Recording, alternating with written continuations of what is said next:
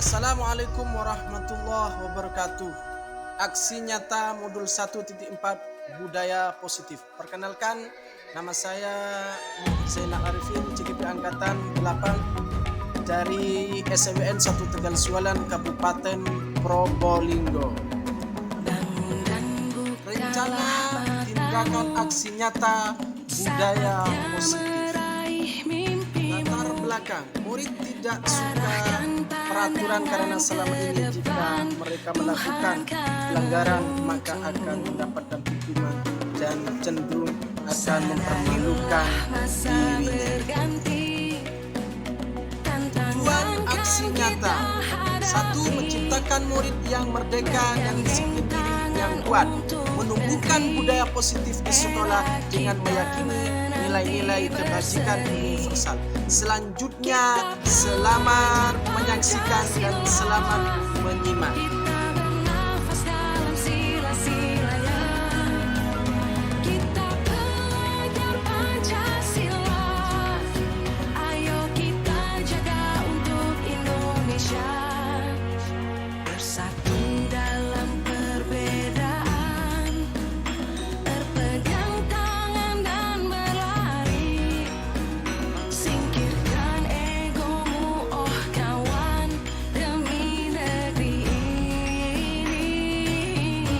Waalaikumsalam warahmatullahi wabarakatuh. Bismillahirrahmanirrahim. Alhamdulillahirabbil wassalatu wassalamu ala rasulillah wa ala alihi washabihi amma ba'du. Tentu saja terima kasih kepada teman-teman sejawat yang telah hadir yaitu memenuhi undangan saya secara pribadi dalam rangka diseminasi budaya positif di sekolah. Bapak Ibu sekalian, teman-teman sejawat, di mana pada kali ini saya dalam rangka membuat aksi nyata sekaligus ingin berbagi pengalaman ketepatan karena di sini ada senior saya 2 orang yang menjadi GGP. Ya. GP. Apa? GP. Oh ya, GP. Bukan GP lagi. GP. Ya. Nah, aksi nyata ini yang saya buat ini yaitu aksi nyata 1.4 yaitu tentang budaya positif di sekolah. Oke, seperti apakah budaya positif di sekolah itu? Next. Nah, saya baca ya, budaya positif. Budaya positif adalah sebuah kebiasaan-kebiasaan yang dapat menimbulkan rasa aman dan nyaman pada murid dalam proses pembelajaran. Dalam menciptakan budaya positif, kita perlu memperhatikan lebih dalam tentang strategi menumbuhkan hubungan yang positif di sekolah untuk mendukung pembelajaran yang bermakna. Harapannya ke depannya menjadikan budaya di lingkungan sekolah lebih humanis, bermartabat, dan akhirnya menjadi kegiatan kelas. Adanya salah satu langkah budaya positif akan sangat bermanfaat untuk diterapkan dalam rangka mewujudkan merdeka belajar. Nah ini budaya positif ini Bapak Ibu sekalian sangat penting untuk kita lakukan. Ya, langkah-langkahnya apa agar di sekolah itu terciptanya budaya positif? Yaitu dengan adanya contoh disiplin positif, keyakinan kelas dan kesepakatan kelas. Lanjut, next. Ya. Nah ini budaya positif meliputi 6 hal: perubahan paradigma, stimulus respon. Nah, di sini ada yang namanya paradigma, ya, stimulus respon. Kemudian konsep disiplin positif, keyakinan kelas, pemenuhan 5 kebutuhan dasar manusia, 5 posisi kontrol, dan segitiga institusi. Oke, lebih lanjut saya akan ulas. Nah, Bapak Ibu sekalian, perubahan paradigma, stimulus respon. Nah, ini paradigma. Ini teori. Untuk membangun budaya positif, sekolah perlu menyediakan lingkungan yang aman dan nyaman agar murid mampu berpikir, bertindak, dan menciptakan dengan merdeka. Mandiri dan bertanggung jawab, salah satu strategi perlu ditinjau ulang adalah bentuk disiplin yang dijalankan selama ini di sekolah kita, di industri kita selama ini. Nah, Bapak Ibu sekalian, dalam teori kontrol, ya, dalam teori kontrol, nah di sini begini. Ternyata dalam pembelajaran 1.4 di sini, guru itu mengontrol murid itu sebuah ilusi. Ya, tidak bisa murid guru mengontrol murid. Ya, Misalnya begini, saya dalam menganggap saya bisa mengontrol murid itu sebenarnya itu bukan apa namanya, murid memperbolehkan guru tersebut mengontrol. Ya.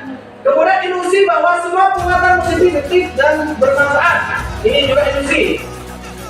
Ilusi bahwa kritik dan membuat orang merasa bersalah dapat merugikan karakter. Ini juga ilusi, tidak ada seperti itu. Ya, makanya tugas kita sebenarnya adalah bagaimana anak itu bisa sadar dalam dirinya sendiri. Tentu. Kemudian ilusi bahwa orang dewasa memiliki hak untuk memaksa, tidak ada tidak begitu. Itu namanya diktator. Kita sering beranggapan bahwa karena kita ini guru, sok diktator, berkuasa, tidak ada seperti itu. Ternyata setelah saya mempelajari modul 1.4 ini dan CGP ini, itu sebuah ilusi. Next. Disiplin positif. Ya. Ketika mendengar disiplin positif, kebanyakan orang akan menghubungkan kata disiplin dengan tata tertib, teratur, dan kebutuhan pada peraturan. Ini salah sebenarnya. Ya, salah. Ya. Ini konsep lama, bukan salah sih, konsep lama ini sebenarnya. Ketika mengatakan disiplin, identik dengan orang anak ini taat terhadap peraturan, itu identik. Ya, dia apa namanya? Tawadhu itu konsep lama. Akan tetapi sekarang dirubah. Ya, konsep kita itu namanya adalah disiplin positif. Nah, disiplin positif ini dalam artian anak ini merdeka, diberikan kebebasan, ya, sesuai dengan keinginannya, namun sesuai dengan apa? Namun memperhatikan dua hal, yaitu adalah memperhatikan kebebasan orang lain dan melakukan sesuatu sesuai dengan kebajikan universal. Ya, kebajikan itu adalah suatu kesepakatan, pemahaman, ya, yang sifatnya baik, ya, dan disepakati bersama. Nah, ini ada 3 macam motivasi perilaku manusia. Salah satu disiplin. Nah, ini Bapak Ibu sekarang ada 3 ini. Dalam kita memberikan motivasi untuk menghindari kenyamanan atau hukuman. Nah, anak terkadang begini Bapak Ibu, dia melakukan sesuatu, terkadang yang pertama ini untuk menghindari ketidaknyamanan atau hukuman. Karena takut ya, kalau saya ya dipanggil apa namanya BK tidak datang, saya tunggu dihukum, maka dia terpaksa datang. Ya. Yang kedua adalah untuk mendapatkan imbalan terhadap orang lain. Nah ini, karena dia ingin mendapatkan sesuatu gitu loh. Kalau saya datang ke BK, saya dikasih nilai gitu loh. Nah, yang ketiga untuk menjadi orang merdeka, untuk menjadi orang yang mereka inginkan dan menghargai diri sendiri. Nah, ini yang nomor 3 ini Bapak Ibu sekalian yang tepat. Nah, kalau yang apa namanya motivasi nomor 1, 2 ini masih tidak ideal. Yang ideal ini yang nomor 3 ini. Bagaimana anak ini tumbuh dengan dirinya sendiri begitu. Ya, beratkan diri sendiri ya, tidak ada paksaan. Artinya apa? Sesuai dengan hati nurani begitu Bapak Ibu. Oke, next selanjutnya. Keyakinan gelas. Nah, Bapak Ibu, keyakinan gelas. Keyakinan gelas ini kalau dulu tata tertib. Nah, kamu sekarang keyakinan gelas. Nah, keyakinan gelas ini apa namanya? Sesuatu yang akan kita lakukan. Cara membuat keyakinan gelas ini tidak boleh menggunakan kalimat negatif. Misalnya, siswa dilarang berbicara tidak. Akan tetapi kalimatnya harus lebih universal, umum. Misalnya begini. Saya kasih contoh begini. Keyakinan gelas Bapak-Ibu. Kalau orang memakai helm, diberitakan helm apa itu? Fungsinya 1, biar selamat dalam kendaraan. Itu. Kemudian orang memakai masker karena dia menjaga kesehatan. Sama juga, ya, kita dalam membuat keyakinan gelas. Ya, kalau dulu kan begini, siswa menjaga kebersihan gelas, tapi kita langsung terhadap nilainya, menjaga kebersihan gelas. Gitu kalau dulu. Ini lanjut. Nah, ini contoh keyakinan gelas, Bapak Ibu. Hadir di surat tepat waktu, memperhatikan pada saat guru menjelaskan, menjaga kebersihan gelas, menghargai pendapat teman, saling tolong menolong. Next. Nah, ini pemenuhan kebutuhan dasar manusia. Nah, ini lupa saya nama pokoknya. Ya. Ya, kebutuhan dasar manusia. Jadi Bapak Ibu ini kita dalam memberi apa? Memperhatikan siswa itu dalam mengajar kita harus memperhatikan siswa. Nah, di sini ada 5 kebutuhan. Yang pertama adalah survival, kebutuhan untuk bertahan hidup. Jadi misalnya apa ya? Makan, minum, kayak gitu. Ya. Kemudian kebebasan. Ya, freedom. Ya, freedom. Bukan Inggris, freedom. Nah, kebebasan. Siswa itu jangan didikkan. Nah, ini adalah konsep mereka belajar.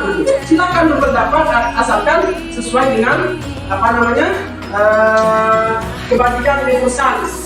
Kemudian penguasaan, power, kemampuan. Kita harus bisa melihat kemampuan siswa. Bagaimana ini? Coba kamu membaca hasil diskusinya di depan. Nah, anak itu tidak mau terkadang karena dia tidak punya power ini, penguasaan gitu. Nah, selanjutnya adalah kasih sayang dan rasa diterima. Nah, ini ya ibaratnya kan begini, orang kekasih, orang pecinta kan gitu. Ya, semisalnya orang menimba tidak diterima itu kan meledak gitu, kecewa. Sama juga dengan siswa. Tapi saya amati Dimas itu dulu kelas berapa kali power gitu. Tapi kalau kesini sama Pak Rijal, padahal nggak boleh siswa begitu. Tapi komputer gitu loh, Dimas gitu. Dikasih sama Pak. Jadi saya tidak melarang karena ini kan bentuk kasih sayang dan begitu. Kemudian kesenangan. Nah, ini juga diperhatikan. Kadang-kadang anak itu belajar karena senang kan begitu. Makanya saya sudah kebetulan satu paket modul titik 2 sudah. Ya. 2.1. Ya, jadi kita dalam memberikan pelajaran itu bisa disesuaikan dengan kesenangan. Biasanya kalau bahasa Indonesia misalnya, anak ini disuruh membuat kalimat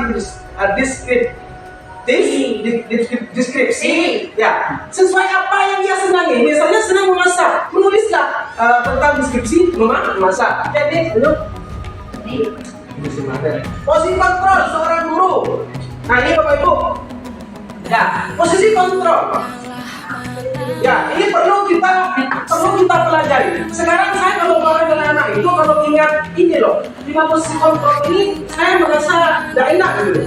Pertama, pembuku. Ya, kita itu bertindak sebagai pembuku, berarti kasar. Ya, ini tidak boleh nih. Kemudian membuat mereka merasa bersalah, guru.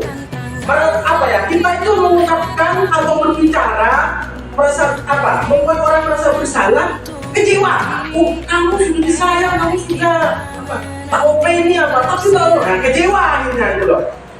Kemudian sebagai teman, guru musuh teman, ya teman ini lebih akrab sama ibu, ya seperti kita tindakan sehari-hari itu loh. Ya monitor, ya memantau, mengawasi, gitu loh. Biasanya ini kalau menjadi monitor ini sifatnya apa ya? Misal anak itu melanggar gitu, membuka bajunya tidak terlalu di dalam. Kamu tahu nggak kan aturannya di sekolah itu bajunya harus terlalu di dalam, kamu dibuka. Nah, ini plusnya apa ya? Kita juga dalam mengucapkan kalimatnya mengungkap terhadap apa? Mengukur aturan-aturan itu. Manajer, nah ini. Nah ini manajer ini Bapak Ibu yang sangat ideal sekali. Ya, mempersilahkan murid untuk mempertanggungjawabkan perilakunya dan mencari solusinya. Nah ini, ya. Jadi posisi kita harus ini Bapak Ibu sebagai manajer. Oke, lanjut. Posisi kontrol mana yang terbaik? Nah ini, ya tentu yang baik ini adalah manajer ini Bapak Ibu. Dari 5 posisi kontrol itu loh. Ya, manajer. Lanjut, next. Kemudian segitiga solusi dalam penyelesaian masalah. Nah ini juga perlu tahu. Ya, di sini segitiga solusi menstabilkan identitas 1, memvalidasi tindakan, kemudian mendengarkan keyakinan benar. Contoh begini Bapak Ibu. Saya saja dulu itu sebelum tahun ini kalau ada orang lambat, saya marah-marah itu loh. Misalnya ada satu, Pak, saya dipukul Pak sama sekali. Berpukul tampar benar. Ternyata tidak, kita tidak langsung menyalahkan seperti itu. menstabilkan, menetralisir keadaan. Contoh misalnya, kamu tidak ada orang yang sempurna, semua orang pasti melakukan kesalahan. Anak ini kan merasa tenang gitu loh, tetap merasa disayang. Kemudian memvalidasi, artinya memvalidasi ini kita menanyakan apa masalahnya, siapa yang salah, kamu buat. Nah, ini validasi. Kemudian menanyakan keyakinan kelas, menanyakan keyakinan kelas contoh begini. Keyakinan kelas ini kan sudah tadi disampaikan bahwa tidak boleh bergurau. Kita tanyakan, kamu tahu nggak? Ya, bahwa keyakinan kelas itu, kamu tahu nggak keyakinan kelas yang sudah dibuat? Oh ya, kamu tidak boleh bergurau, tidak boleh mengambil hak orang lain, temannya kan gitu.